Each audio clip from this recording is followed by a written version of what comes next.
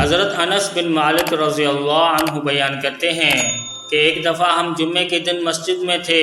اور رسول اللہ صلی اللہ علیہ وسلم لوگوں کو خطبہ دے رہے تھے کہ ایک آدمی کھڑا ہوا اور کہنے لگا، اے اللہ کے رسول، راستے منقطع ہو گئے اور جانور ہلاک ہونے لگے اور شہروں میں قحط پڑ گیا، اللہ تعالیٰ سے دعا فرمائیں، ہمیں بارش عطا فرمائے۔ رسول اللہ صلی اللہ علیہ وسلم نے چہرہ مبارک کے برابر اپنے ہاتھ اٹھائے اور فرمایا، اللہم اسقنا، اے اللہ ہم پر بارش نازل فرما۔ اللہ کی قسم ابھی اللہ کے رسول صلی اللہ علیہ وسلم ممبر سے نہیں اترے تھے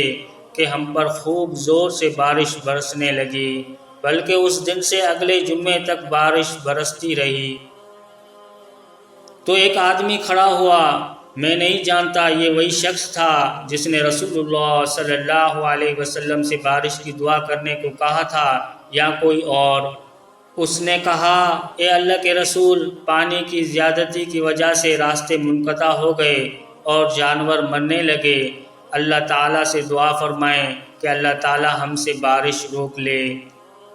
تو رسول اللہ صلی اللہ علیہ وسلم نے دعا فرمائی، اللہم حوالنا، اے اللہ ہمارے ارد گرد بارش فرما، ہم پر نہ فرما بلکہ پہاڑوں اور جنگلات پر بارش فرما۔ اللہ کی قسم جو ہی رسول اللہ صلی اللہ علیہ وسلم نے یہ کلمات کہے،